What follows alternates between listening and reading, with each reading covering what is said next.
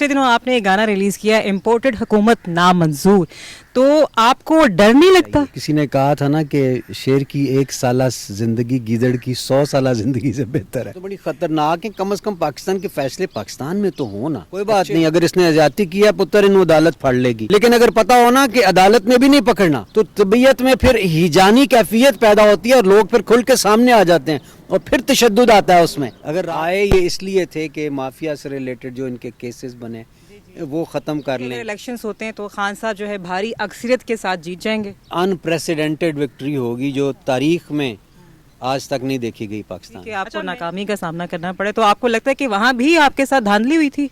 फरिश्तों की सपोर्ट से एहसन साहब जीते। छोटे मियाँ साहब हैं, उन्होंने भी कहा है कि मैं रोटी जो है बस सस्ती कर लूँगा चाहे मुझे कपड़े भी बेचने पड़े। वो बुजुर्ग हैं, तो मैं कहता हूँ इस तरह का कोई काम बात ना किया करें जो बाद में शर्मिंदगी का सामना हो। मैं ना मानूं, मैं नून लीग या मैं शेड इक्वाड़ी फेड, ये इन चीज़ों से बाहर निकल बड़े हो जाएं।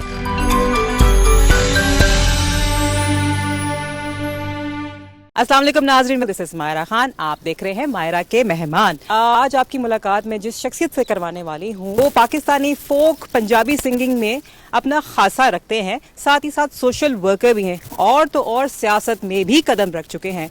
पिछले दिनों इम्पोर्टेड हुकूमत नामंजूर का नारा लगाकर सियासी पार्टियों को चैलेंज भी कर चुके हैं। आइए आपकी मुलाकात करवाते हैं पाकिस्तान के मायानाज सिंगर, सियासतदान, सहारा ट्रस्ट के फाउंडर जनाब इब्रारुल हक से। कैसे हैं आप? अस्सलाम वालेकुम। वालेकुम अस्सलाम रहमतुल्लाहि व बरकातहू। बिल्कुल ठीक। अच्छा, मुझे ये बताइए कि मैडम नूर जहां ने कहा था कि सोना मुंडा जब आप आए थे तो वो सोना मुंडा जो है वो आज एक सियासतदान बन चुका है, तो ये कैसे हो गया? ये सफ़र कैसा हुआ? काफ़ी लंबा सफ़र है। हर इंसान के अंदर एक सियासी इंसान भी होता है और जैसे हमारे खान साहब कहते हैं कि सिर्फ़ एनिमल्स जो होते हैं या बर्ड्स जो होते हैं वो गैर सियासी होते हैं। सो जो आप कह रही थी कि सफ़र है, उस सफ़र के दौरान एक बड़ा सफ़र जो है वो इंसानी खिदमत का अल्हम्दुलिल्लाह हॉस्पिटल, सुगरा शफ़ी हॉस्पिटल, फिर सहारा मेडिकल कॉलेज और अब सहारा कैंसर हॉस्पिटल की सूरत में मौजूद है ऑन ग्राउंड और लोगों की खिदमत कर रहा है पिछले 18 सालों से। पिछले दिनों आपने एक गाना रिलीज़ किया इम्पोर्टेड हुकूमत नामंजूर, तो आपको डर नहीं लगता? किससे? ये कुछ जो क्या कहते हैं खलाई मखलूक हो गई या और जो कुछ अनासिर ऐसे हैं उनसे आपको डर नहीं लगता? वैसे अल्लाह से डर लगता है और ये ज़िंदगी जो है ना ये डरने के लिए नहीं है। अगर आप हक पे हैं और सच पे हैं तो आपको सच बोलना चाहिए। किसी ने कहा था ना कि शेर की 1 साला ज़िंदगी गीदड़ की 100 साला ज़िंदगी से बेहतर है, तो मैं समझता हूँ कि यही बात है। तो अभी आपने कहा आप हक पे हैं, सच पे हैं, तो कैसे आप कह सकते हैं आप इतना जो शौर है वो क्यों है इतना ज़्यादा? कुछ हमारे सामने है, जो भी मरासला आया उसके ऊपर हमारी सिक्योरिटी काउंसिल की मीटिंग हुई, उसकी जो रिपोर्ट्स सामने आई, हालात व वाक़यात, वो कहते हैं ना सर्कमस्टेंशियल एविडेंसेस, फिर over a period of time इतने अरसे से जो हुकूमतें चेंज होती रही थी, मैं समझता हूँ शक की गुंजाइश रहती नहीं है उसके बाद। अगर अमेरिकन्स अपना मुफाद देखें तो उनके लिए इसमें बुराई क्या है? उन्हें तो देखना चाहिए उनको। अगर मैं भी होता सदर वहाँ का तो मैं अमेरिका का मुफाद देखता, और अगर मैं एक पाकिस्तानी हूँ तो मुझे पाकिस्तान का मुफाद देखना ही है। मुझे देखना है कि हमारा मुल्क तरक्की करे, हम भी यहाँ पे बच्चों को फ्री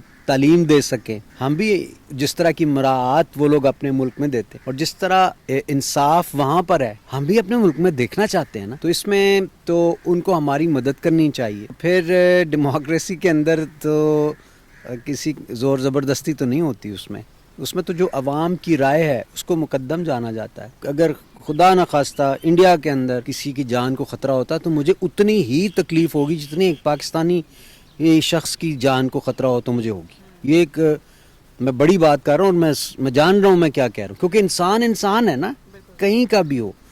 तो हमें बाज़ औक़ात पॉलिटिक्स में आके हम उसको कॉन्वल्यूट कर लेते हैं, चीज़ों को उसका महवर छोटा कर लेते हैं, वरना हमें अपनी सोच बड़ी रखने की ज़रूरत है।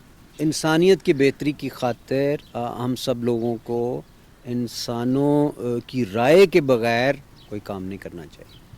लेकिन आपको नहीं लगता कि अभी जो मौजूदा सूरत हाल है मुल्क में खान साहब काफ़ी एग्रेसिव हुए हैं और उसकी वजह से जो پاکستان کے جو لوگ ہیں، عوام ہیں، وہ آپس میں لڑنا شروع ہو گئے. جو ہماری معاشرتی اخلاقیات ہیں وہ دن بدن گرتی جا رہی ہیں. دیکھیں جب بھی کانٹرڈکشنز شارپن ہوں گی نا ایسا ہوگا. جب بھی حق اور باطل کی جنگ ہوگی نا تو پھر ایسا ہوگا. کیونکہ بالکل اب ہمیں ہم ایسی جگہ پر پہنچ گئے ہیں بحیثیت قوم جہاں دو راستے جاتے ہیں. کچھ لوگ کہتے ہیں چیزوں کو ایمیکیبلی دیکھنا چاہیے، کوئی بات نہیں، جیسے ہم رہ رہے تھے ویسے ہی ٹھیک ہے. کچھ لوگ بڑے تنگ آ گئے ہیں، وہ کہتے ہیں یار بھوک سے بھی تنگ ہے، پریشانی سے بھی، بھوک سے بھی تنگ ہے. مطلب بچیوں کی شادیاں نہیں ہو رہی لوگوں کے گھروں میں، ایسے معاملات ہیں، کھانا پورا نہیں مل رہا. تو وہ کہتے ہیں کہ کچھ ایسا ہو کہ ہمارے ملک میں بھی کم از کم کھانا ہی پورا مل جائے، لوگوں کو صاف پانی ہی مل جائے. اس کے لیے ڈیولپمنٹ کا عمل ہو. ڈیولپمنٹ کے عمل کو روکا جاتا ہے یہاں پہ، سو وہ تو نہیں نہ رکنا چاہیے. تو اس کے لیے یہ ہمارا حق ہے. اور وہ ویژنری لوگ ہیں، ان کی سوچ بڑی ہو گئی ہے. اور پھر اس ریسنٹ ٹائمز میں جو چیزیں سامنے آئی ہیں وہ تو بڑی خطرناک ہیں. کم از کم پاکستان کے فیصلے پاکستان میں تو ہوں نا، اچھے ہوں یا برے ہوں. سو میں سمجھتا ہوں کہ اس لیے عوام جو باشعور لوگ ہیں وہ ڈٹ کے کھڑے ہو گئے ہیں. لیکن جس قسم کی جو لینگویج کا استعمال کیا جاتا ہے تقریروں میں، بوٹ پالش اور بہت سارے جو الفاظ ہیں وہ پہلے کبھی سننے میں نہیں آئے تھے. تو آپ کو لگتا ہے کہ یہ ہمارے جو معاشرے پہ ہے یہ نیگیٹو اس کے اثرات پڑ رہے ہیں؟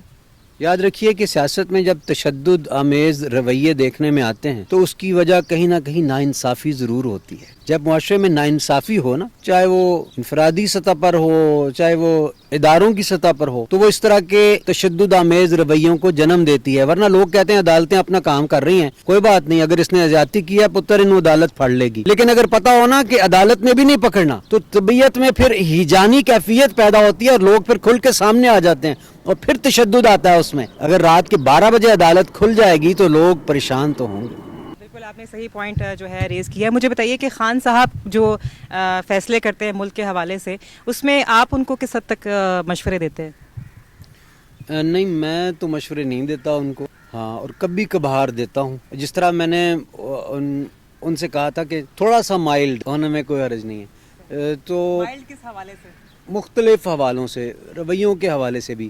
لیکن ان کی ایک اپنی طبیعت ہے اور ان کا ایک اپنی کیفیت ہے. میں سمجھتا ہوں وہ ایک ویژنری لیڈر ہیں. اور بارہا ہم نے دیکھا کہ کئی دفعہ ہم نے ان کو مشورے کچھ اور دے رہے تھے لیکن انہوں نے کچھ اور کیا، اور جو اور کیا اس کے نتائج بہتر سامنے آئے.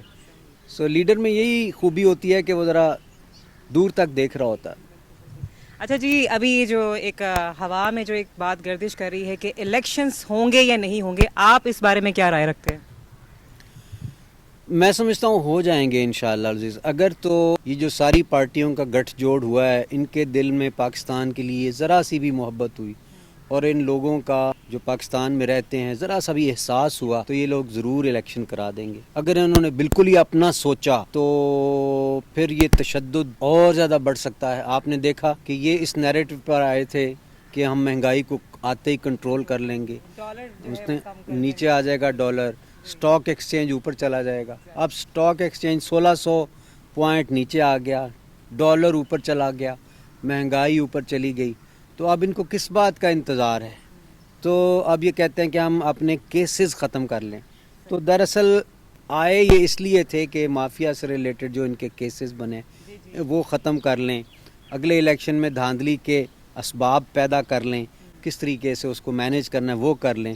سو ان کا مقصد ہی صرف اگلا الیکشن ہوتا ہے جو یہ کسی بھی طریقے سے انشاءاللہ نہیں جیت سکیں گے. تو آپ کو لگتا ہے کہ اگر الیکشنز ہوتے ہیں تو خان صاحب جو ہے بھاری اکثریت کے ساتھ جیت جائیں گے؟ مجھے لگتا ہے ان پریسیڈنٹڈ وکٹری ہوگی جو تاریخ میں آج تک نہیں دیکھی گئی پاکستان. اچھا، میں نے سنا ہے کہ آپ خلقہ NA 123 سے لڑ رہے ہیں اس بار شادرہ لاہور سے، تو اس حوالے سے آپ نے کوئی اسٹریٹجی بنائی ہے کہ کیا کرنے والے ہیں؟ ہم لوگوں کے پاس جا رہے ہیں اور سچ پوچھیں تو جانے کی بھی ضرورت نہیں پڑ رہی، کیونکہ اتنا بڑا ایک جو خان صاحب کہتے تھے نا سونامی، وہ دراصل اب آیا ہے. اس سے پہلے ورلڈ کی حد تک تھا وہ بھی ایک سونامی، اس کو کسی اور طرف موڑا گیا. اور لوگ ہم پہ جو الزام لگاتے ہیں نا سلیکٹڈ کا، دراصل یہ دھاندلی دوسری طرف کی گئی تھی. اور میں اس کی ڈیٹیل میں نہیں بھی جانا چاہتا. ابھی میں یہ ضرور کہوں گا کہ اس بار انشاءاللہ العزیز کتنی کر لیں گے، 50,000 ایکسٹرا ووٹ ڈال لیں گے، 60,000 ڈال لیں گے، یعنی آپ کو یقین ہے اللہ کے فضل و کرم سے دیکھیں انہوں نے ووٹ بنائے ہوئے ہیں جعلی ہر حلقے میں 35 سے 40 ہزار, ٹھیک ہے نا. تو پہلے تو 35 سے 40 ہزار ہمیں لیڈ لینی پڑتی ہے, پھر اس کے بعد ایک ووٹ دو ووٹ سے ہماری لیڈ شروع ہوتی ہے.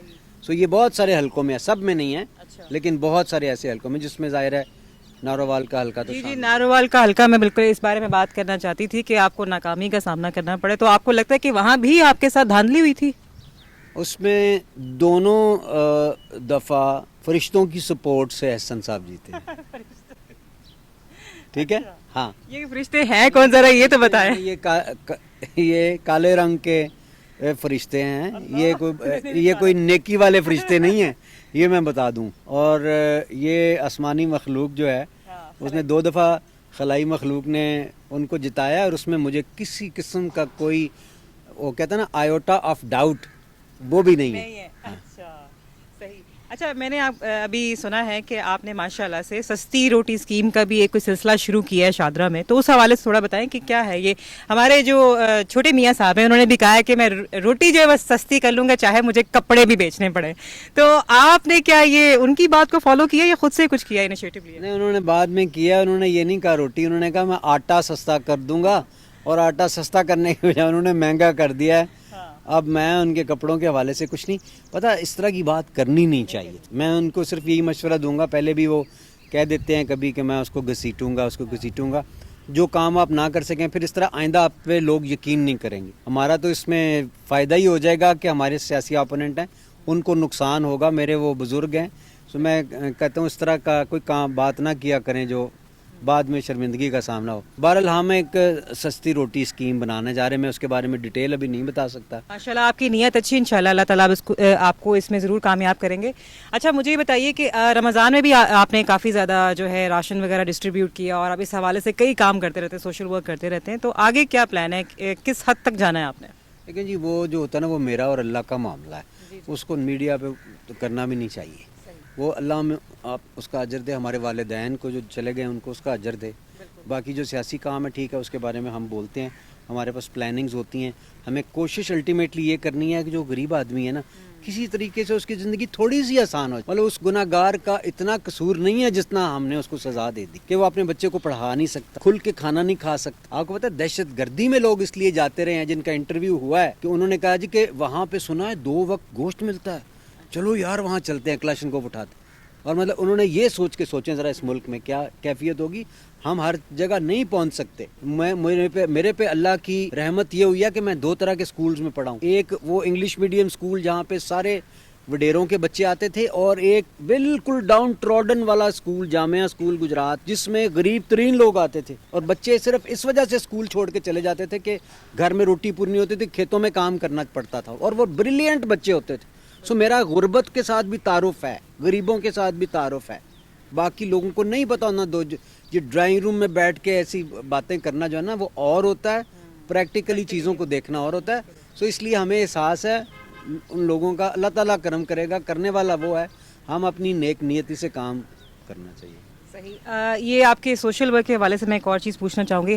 ہلال احمر کے ساتھ آپ کام کر رہے ہیں ماشاءاللہ سے, اور ابھی ہم نے ریسنٹلی سنا ہے ٹرکی میں آپ گئے, آپ نے وہاں پہ کافی قیدیوں جو ہے ان کو رہا بھی کروایا, اور وہ ماشاءاللہ سے واپس بھی آ رہے ہیں وطن. تو اس حوالے سے آپ کیا کہنا چاہیں گے؟ وہ ہم کوشش کرتے رہتے ہیں. ہلال احمر کے پلیٹ فارم سے پہلے اتنا کوئی ایکٹیو نہیں رہا.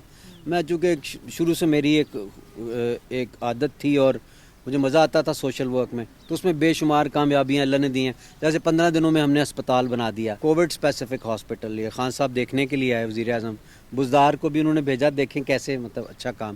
پھر اس کے بعد 9 لاکھ لوگوں سے لے کے نوجوانوں نے کھانا دے دیا مسجدوں میں اعلان کر کے. پھر اس کے بعد 3000 قیدی جو وہاں تھے ٹرکی میں, ان کو ہم واپس لے کے آ رہے ہیں. MOU ہم نے سائن کر لیا ہے. وہ بھی ترکی والا جو چیئرمین ہے وہ دوست بن گیا ہے. میں نے ان کے ساتھ دوستیاں بنائی ہیں, اور پیار محبت گپ شپ یہ وہ لطیفے سناتا ہوں میں ان کو, وہ بھی سناتے ہیں. 2 جگتے آپس پہ خود پہ لگائیں, 2 اس پہ, تو ایک ماحول کریٹ ہو جاتا ہے. اسی طرح دنیا میں آپ لابینگ کرتے ہیں پیار سے, محبت سے اور آنیسٹی سے. ان کو پتا ہوتا ہے یار یہ کام کرنے والا بندہ ہے, اپنا بریف کیس خود ہی اٹھایا ہوا ہے, کیسے یہ ملنگوں کی طرح پھر رہا ہے, یہ تو سٹار بھی ہے, یہ تو اچھا اس کو وہ لیموزین لینے آتی تھی, وہ اتنے بڑے ہال سے جو ناسو کالسیم میں دیکھ رہے ہیں اس کے اتنے بڑے بڑے شوز, اس میں نخرہ ہی نہیں ہے.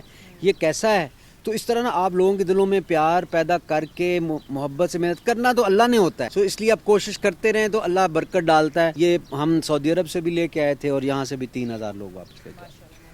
اچھا خدا نہ خواستہ اگر الیکشن ٹائم پہ نہیں ہو پاتے اور یہ حکومت رہتی ہے تو پھر اس کے بعد کیا ہوگا؟ آپ کے سامنے ہی ہے جس طرح حالات اکانومی کے جا رہے ہیں, جس طرح اب یہ غلط فیصلے کریں گے, پاکستان کی سیکیورٹی نہ بیچنا شروع کر دیں, مجھے یہ ڈر ہے. کیونکہ یہ لوگ جتنا پاکستان کے ساتھ محبت کرتے ہیں وہ ہم سب کو پتہ ہے ان کا پاکستان میں کچھ بھی نہیں. جائیدادیں ان کی باہر ہیں, اولادیں ان کی باہر ہیں, تو ان کو پاکستان سے کیا غرض؟ ادھر تو صرف حکمرانی کرنے کے لیے آتے ہیں نا. تو فرق مجھے اور آپ کو پڑے گا. تو مجھے اور آپ کو یہ ڈر ہونا چاہیے کہ یہ ہماری سیکیورٹی کو کتنا کمپرومائز کر کے جاتے ہیں, انڈر ہینڈ ڈیلز نہ کر لیں لوگوں کے ساتھ. تو اس لیے اب دیکھیں نا, اب ریکارڈک کے اوپر 5% دیا ہوا تھا انہوں نے کہ 15%, عمران خان نے آ کے اس کو 50% کر کے دیا ہے اور اس پہ بھی وہ مان گئے. سوچیں باقی 35% کہاں جا رہا تھا. ان سے سوال ہے نا جن کے پاس جن کے بارے میں ان کے پاس کوئی جواب نہیں ہے. سو عوام کو تھوڑا سا نا ان چیزوں کے بارے میں پروب کرنا چاہیے. میں نہ مانوں, میں نون لیگ یا میں شیڈ اکواڑی فیڈ, یہ ان چیزوں سے باہر نکل, بڑے ہو جائیں. کیونکہ آپ اپنی اولاد کی بہتری دیکھیں. اس میں ہو سکتا ہے عمران خان میں بھی 100 خامیاں ہوں, میں یہ نہیں کہتا کہ کوئی آسمان سے اترا ہے, لیکن آپ ان ذاتی چیزوں سے باہر نکل کے نا خدا کے لیے, پاکستان کے لیے, اور اپنی آپ کا لیڈر جو ہے نا آپ کا, وہ اپنی اولاد ہے. سب سے امپورٹنٹ چیز وہ ہے, اس کو سامنے رکھیں, باقی چھوڑ دیں پارٹیوں کو. جب آپ اولاد کو دیکھیں گے آپ خود بخود انشاءاللہ تحریک انصاف کو ووٹ دے دیں گے. اچھا ہماری جو صحافت ہے نا وہ بھی 2 حصوں میں تقسیم ہو چکی ہے. بلکہ ابھی میں پچھلے دنوں دیکھ رہی تھی, کافی ہمارے ایسے صحافی ہیں جنہیں تھریٹس آ رہی ہیں اور گرفتاریاں شروع ہو گئی. تو اس حوالے سے آپ کیا کہیں گے کہ یہ حکومت جو کر رہی ہے ان لوگوں کے ساتھ, یہ صحیح کر رہی ہے؟ بالکل صحیح نہیں کر رہی. آزادی صحافت کے اوپر ایک بہت بڑا دھبا ہے, اور میں سمجھتا ہوں کہ بات کرنے کا حق جو ہے وہ سب کو ہونا چاہیے. اور تاہم اتنی آزادی بھی نہیں ہونی چاہیے کہ ہماری ملک کی سیکیورٹی کمپرومائز ہو جائے. فوج ہماری پاکستان کا ایک عظیم ترین ادارہ ہے جس کو ہمیں ملائن کرنے سے گریز کرنا چاہیے, بیکاز الٹیمیٹلی ہمارے دشمن یہی چاہتے ہیں. عوام لڑ پڑے فوج کے ساتھ. عوام میں جب تک نبی کریم صلی اللہ علیہ وسلم کی محبت ہے اور جب تک اپنی افواج کی رسپیکٹ ہے, اس پاکستان کو کوئی نہیں ہلا سکتا. یہ میری 2 باتیں یاد رکھیے گا. اس لیے میں عوام کو بھی مشورہ دینا چاہتا ہوں, جو بات آپ کے دل میں اپنے فوج کے بارے میں شک پیدا کر دینا, اس کو ذرا 2 دفعہ دیکھیں کہ یہ کہیں کوئی نہیں کروا رہا میرے دل میں, تاکہ ہمارے ملک کی سیکیورٹی میں بار بار کہتا ہوں کہ اس پہ کوئی کمپرومائز نہیں ہونا چاہیے. چلیں بہت شکریہ, آپ سے بات کر کے بہت اچھا لگا. اور کوئی پیغام لاسٹ میں, بلکہ میں آپ سے یہ ضرور پوچھنا چاہوں گی کہ یہ تو ہو گئی سیاست کی بات, لاسٹ میں آپ سے پوچھنا چاہوں گی کہ وہ ہماری بلو پریتو وہ کہاں گئی, ہم ان کو بھی ساتھ ساتھ دیکھنا چاہتے ہیں, سننا چاہتے ہیں. آئیں گی انشاءاللہ جلدی. یہ ذرا ہمارا الیکشنز ہو جائیں, آپ دیکھیے گا انشاءاللہ وہ رونقیں دوبارہ لگیں گی, میلے دوبارہ سجیں گے.